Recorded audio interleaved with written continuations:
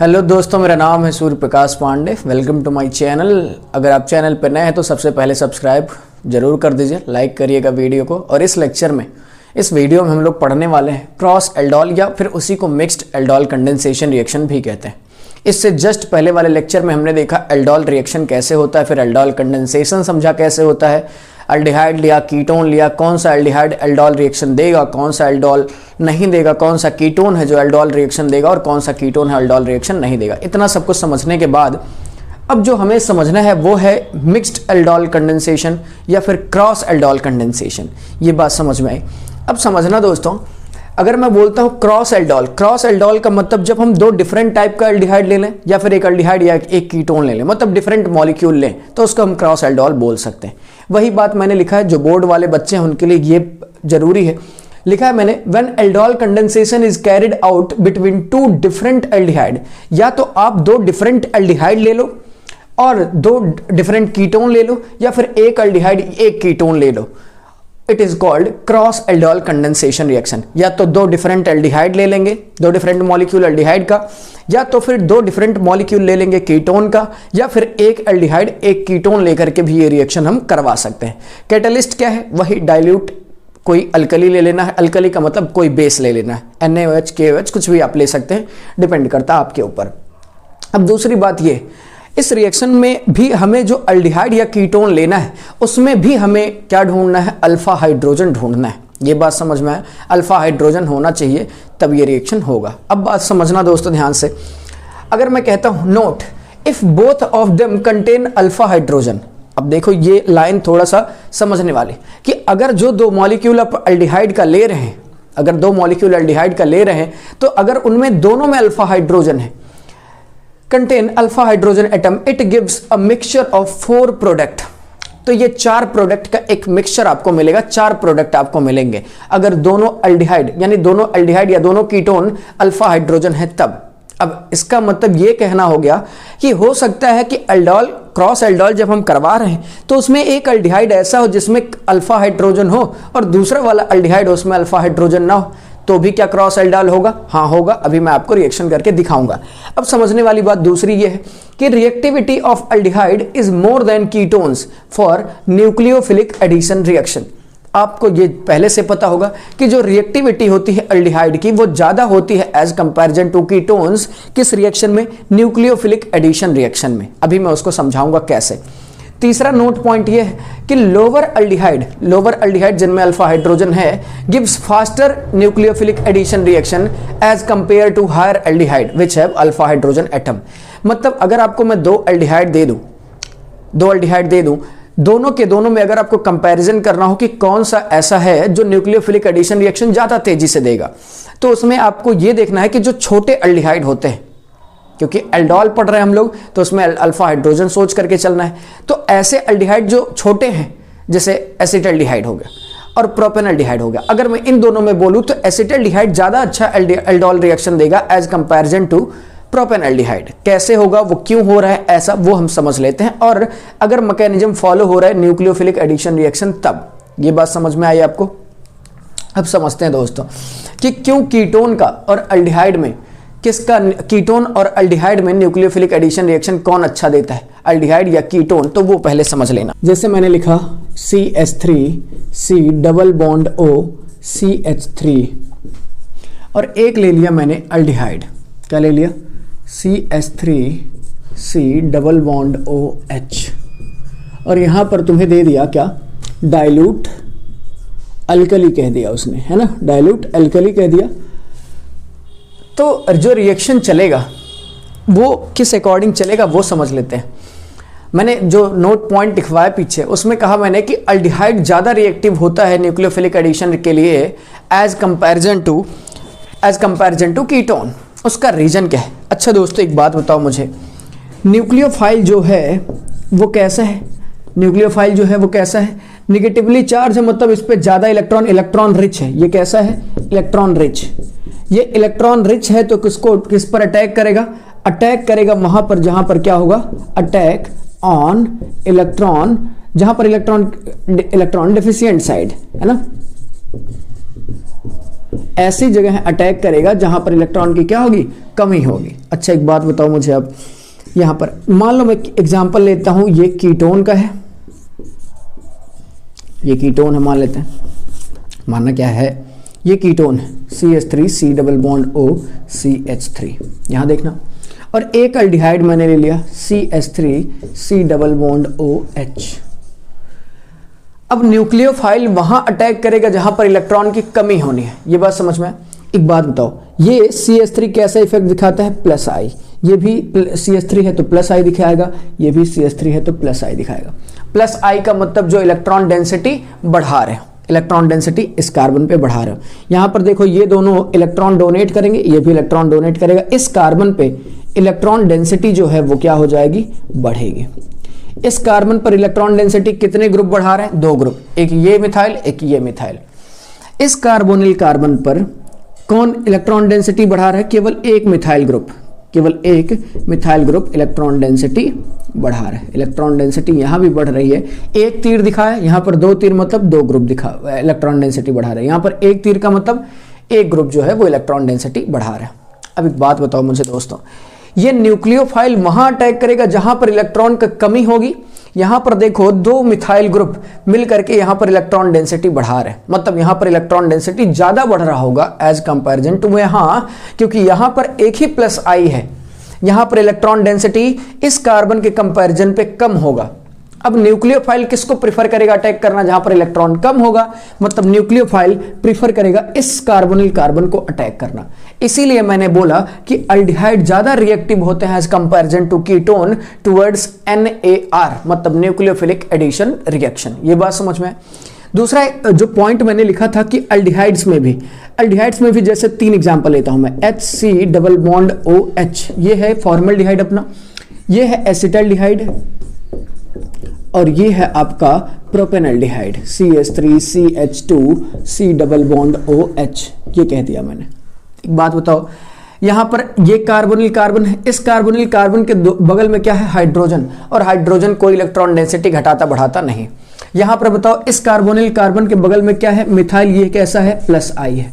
यहां पर इथाइल है, इथाइल भी कैसा है, प्लस आई, और इथाइल का प्लस आई ज्यादा होता है, इथाइल जो है वो ज्यादा प्लस आई इफेक्ट दिखाता है एज कंपैरिजन टू मिथाइल। ये बात समझ में आया। अब ज्यादा प्लस आई अगर दिखाएगा तो ज्यादा इलेक्ट्रॉन डेंसिटी इस पर बढ़ेगा। यहां पर एक ही ग्रुप है तो यहां पर इलेक्ट्रॉन डेंसिटी इसके कंपैरिजन में कम होगा, और यहां पर तो इलेक्ट्रॉन डेंसिटी एकदम से नहीं होगा क्योंकि यहां पर हाइड्रोजन है। मतलब अगर मैं बोलूं न्यूक्लियोफिलिक एडिशन रिएक्शन, न्यूक्लियोफाइल अगर अटैक करने आएगा तो वहां करेगा जहां पर इलेक्ट्रॉन की कमी होगी। अब इन तीनों कार्बोनिल कार्बन पर अगर मैं बोलूं तो इलेक्ट्रॉन की सबसे कमी कहां पर है, यहां पर। ये बात समझ में है। इसका मतलब न्यूक्लियोफाइल सबसे पहले प्रेफर कौन करेगा, फॉर्मल्डिहाइड को, उसके बाद एसिटाल्डिहाइड को, फिर प्रोपेनल्डिहाइड को। इसका मतलब जितना छोटा अल्डिहाइड होगा उतना ज्यादा न्यूक्लियोफिलिक एडिशन रिएक्शन का रेट होगा। अब फॉर्मल्डिहाइड एल्डोल रिएक्शन देता नहीं है इसलिए इसको लेना नहीं है। इन दोनों की बात कर लेते हैं अगर हम, तो सबसे तेजी से रिएक्शन कौन देगा, एसिटाल्डिहाइड। ये बात समझ में आया। तो रिएक्टिविटी सबसे ज्यादा किसकी होगी, फॉर्मल्डिहाइड की, फिर एसिटाल्डिहाइड की, फिर प्रोपेनल्डिहाइड की। किसके रिस्पेक्ट में, न्यूक्लियोफिलिक एडिशन के रिस्पेक्ट में। ये बात समझ में आया, तो ये आप नोट कर लेना। अब समझते हैं दोस्तों कि अगर मान लो अल्डिहाइड कीटोन है, अगर मान लो अल्डिहाइड कीटोन है तो उसमें कौन है जो इनोलेट आयन की तरह काम करेगा और कौन जो है वो अटैक किस पर होगा। ये बात समझ में आए, ये नोट कर लेना। आगे चलते हैं। समझने वाली बात ये है दोस्तों कि यहां पर हमें समझना पड़ेगा, जब भी मैंने कहा जब भी हम 2 डिफरेंट अल्डिहाइड या कीटोन लेते हैं या एक अल्डिहाइड एक कीटोन लेते हैं तो वहां पर 4 प्रोडक्ट का मिक्सचर हमें मिलता है, मिक्स्ड प्रोडक्ट मिलते हैं हमें। अब जो उन 4 प्रोडक्ट बनेंगे उसमें से कोई एक ऐसा प्रोडक्ट होगा जो मेजर क्वांटिटी में बन रहा होगा, हमें वही मेजर क्वांटिटी वाला प्रोडक्ट पूछेगा जेईई मेंस एडवांस या नीट में। अब हमें क्या समझना है कि बताओ ये है आपका कीटोन, ये क्या है आपका कीटोन, और कीटोन है ये, और ये क्या है आपका अल्डिहाइड, ये क्या है अल्डिहाइड। अब अगर मैं बोलूं कीटोन और अल्डिहाइड में कीटोन लेस रिएक्टिव होता है, लेस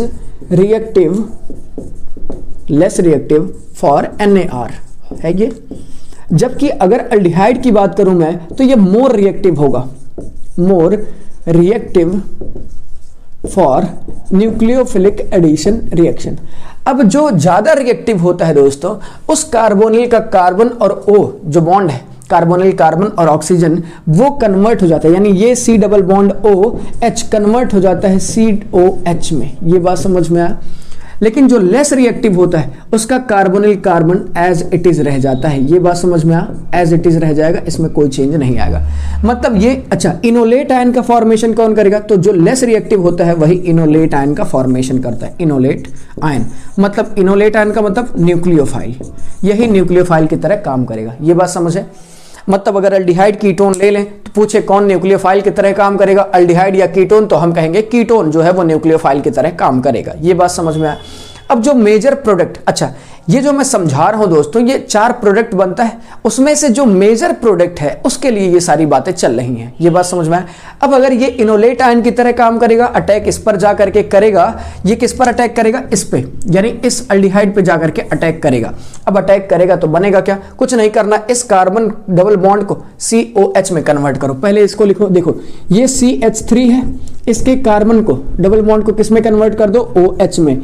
इसका एक हाइड्रोजन ऐसे नीचे दिखा दो, ठीक है। अब इसका एक बॉन्ड दिखाना और ला करके इसके एक किसी भी कार्बन से जोड़ देना, CH2, यहां एक हाइड्रोजन इसका निकल जाता है जब इनोलेट आयन बनता है, और यहां पर आ जाएगा आपका क्या? C double bond O CH3।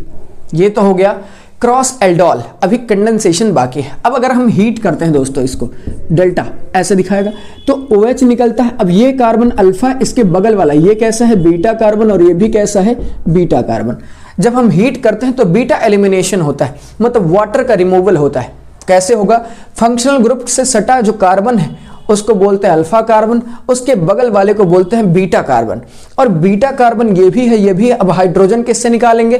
तो हम हाइड्रोजन वहां से निकालेंगे जहां पर अल्कीन ज्यादा स्टेबल बन रहा हो। फॉर एग्जांपल जैसे समझना, ये है आपका CH3, C, ये OH गया और यहां से डबल बॉन्ड आकर के जुड़ जाएगा, ये बन जाएगा CH single bond C double bond O CH3। ये आपका होगा क्या? Major product. ये होगा क्या? Major product. ये बात समझ में आया। ये क्या है दोस्तों? ये है alpha beta unsaturated ketone. Alpha beta unsaturated क्या है? कीटोन। ये बात समझ में आया। ये आपका एक मेजर प्रोडक्ट बन गया। अब 4 प्रोडक्ट बनना है, एक प्रोडक्ट जो मेजर वाला बनेगा वो ये है। अब 3 और प्रोडक्ट बनना है। 3 प्रोडक्ट कैसे बनेगा वो देखना। 3 प्रोडक्ट में पहला हो सकता है दोस्तों कि एक कीटोन आए और दूसरे ही कीटोन से रिएक्शन कर ले, ऐसा भी हो सकता है। एक कीटोन आए दूसरे कीटोन से रिएक्शन कर ले। फॉर एग्जांपल C, इसका हाइड्रोजन यहां दिखा दिया, इसका हाइड्रोजन यहां और एक हाइड्रोजन यहां, ये प्लस इधर दिखा देता हूं ऐसे, और यहां पर दिखा देगा क्या? C double bond O CH3, और यहां पर लिख देगा क्या? डाइल्यूट KOH और डेल्टा। अब हो सकता है ऐसा कि नहीं? हो सकता है एक कीटोन का मॉलिक्यूल दूसरे ही कीटोन से रिएक्शन कर ले, तो ये निकल जाएगा आपका वाटर और बन क्या जाएगा? CH3 double bond CH single bond C double bond O CH3। तो पहला प्रोडक्ट वो मेजर वाला, दूसरा प्रोडक्ट ये। तीसरा प्रोडक्ट क्या हो सकता है दोस्तों? तीसरा प्रोडक्ट हो सकता है कि अल्डिहाइड अल्डिहाइड से रिएक्शन कर ले। ये देखो CH3C double bond OH plus में उस अल्डिहाइड के जो है दो हाइड्रोजन को इस तरीके से दिखा दिया, और ये हो गया आपका दूसरा अल्डिहाइड।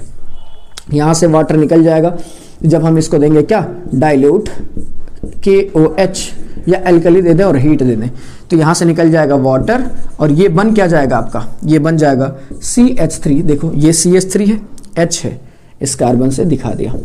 इस कार्बन का double bonded oxygen double bond खाली हुआ और ये जुड़ जाएगा इससे direct, CH double bond OH। ये तीसरा प्रोडक्ट हुआ।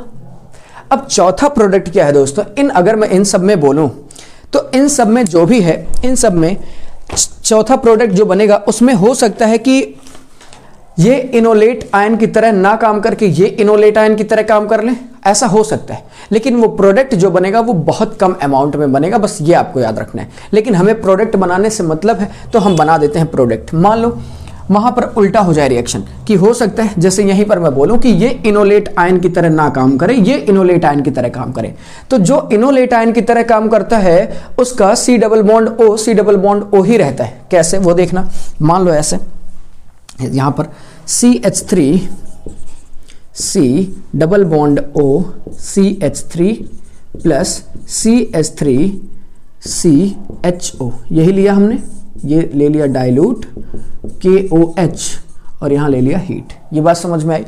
अब समझना दोस्तों ध्यान से, अगर ये इनोलेट आयन की तरह काम करेगा, अगर मान लेते हैं ये इनोलेट आयन की तरह काम कर रहा है, तो इसका C डबल बॉन्ड O ही रहेगा। कैसे देखना, इसका हो जाएगा CH3, अच्छा पहले इसको लिख लेते हैं, इसका C double bond O convert होगा किसमें, COH में। इसको लिखो पहले CH3 COH, यहां पर इसका एक CH3 नीचे दिखा दिया और इससे ले जाकर के जोड़ दो सीधे CH2 CHO। अभी हीट का असर नहीं दिखाया तो हीट वाला अगले स्टेप में कर लेते हैं। हीट जब देंगे तो ये क्या हो जाएगा, बीटा एलिमिनेशन। ये फंक्शनल ग्रुप है OH, इससे सटा कार्बन अल्फा, इससे बगल में beta beta beta, 3 beta carbon है, तो यहां से हम प्रिफर करेंगे। क्यों, क्योंकि अल्कीन जो बन रहा है वहां पर वो ज्यादा स्टेबल बन रहा है। देखना कैसे, ये हो जाएगा आपका CH3 C double bond CH2 CHO और यहां पर क्या बन जाएगा CH3, ये स्टेबल प्रोडक्ट बनेगा। अब अगर ध्यान से देखो तो पहला प्रोडक्ट है ये, दूसरा प्रोडक्ट है ये, तीसरा प्रोडक्ट है ये और चौथा प्रोडक्ट है आपका ये। यानी कि अगर मैं क्रॉस एल्डोल में बोलूं तो 4 प्रोडक्ट टोटल मिल रहा है, लेकिन चारों में ज्यादा स्टेबल कौन है, ज्यादा क्वांटिटी में कौन बन रहा है, ये बात समझ में आई। तो ये था क्रॉस एल्डोल की टोटल समरी। दोस्तों फिर से मैं बता देता हूं, क्रॉस एल्डोल में 2 डिफरेंट तरीके के अल्डिहाइड या 2 डिफरेंट तरीके के कीटोन लिस्ट करके बनाते हैं। अगर दोनों हैं तो उनमें से देखेंगे हम इनोलेट आयन में कौन कन्वर्ट हो रहा है, कौन नहीं कन्वर्ट हो रहा है। इसके लिए अगर 4 प्रोडक्ट बन रहा है तो हमें जानना पड़ेगा कौन मेजर क्वांटिटी में बन रहा है। मेजर क्वांटिटी में जानने का ये तरीका, जो लेस स्टेबल होता है NAR के लिए, जो NAR के लिए, NAR का मतलब nucleophilic addition reaction slow rate से देता है, वो इनोलेट आयन में कन्वर्ट होता है, और जो मोर रिएक्टिव होता है टुवर्ड्स न्यूक्लियोफिलिक एडिशन रिएक्शन, वो कन्वर्ट हो जाता है OH में, कार्बन डबल बॉन्ड O। ये बात समझ में आए। और 4 प्रोडक्ट बनेंगे, वो मेजर बनेगा इसी रिएक्शन में। अब अगर आप ध्यान से देखोगे क्रॉस एल्डोल में तो 2 डिफरेंट मॉलिक्यूल लिए तो बन रहा है ये, लेकिन सेल्फ एल्डोल जैसा भी कुछ हो रहा है कि मतलब एक कीटोन दूसरे कीटोन से रिएक्शन कर लिया, एक एल्डिहाइड दूसरे एल्डिहाइड से रिएक्शन कर लिया। ये बात समझ में आए। तो सेल्फ एल्डोल वाला भी प्रोडक्ट बन रहा है, लेकिन क्रॉस एल्डोल वाला प्रोडक्ट मेजर बन रहा है। ये बात समझ में आई।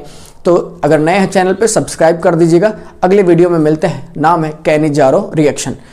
डाउट अपने जरूर पूछिए। प्री बोर्ड्स आने, आपके बोर्ड्स आ गए हैं तो उसके लिए ये बहुत जरूरी है। बोर्ड्स के लिए खास तौर पे नीट का पेपर भी 2-3 महीने में, जेई का तो आने ही वाला है। तो बेस्ट ऑफ लक आपको सारे एग्जाम्स के लिए। चैनल को सब्सक्राइब जरूर करें ताकि आने वाला हर वीडियो आप तक पहुंच पाए। Thank you for watching. रोक देना।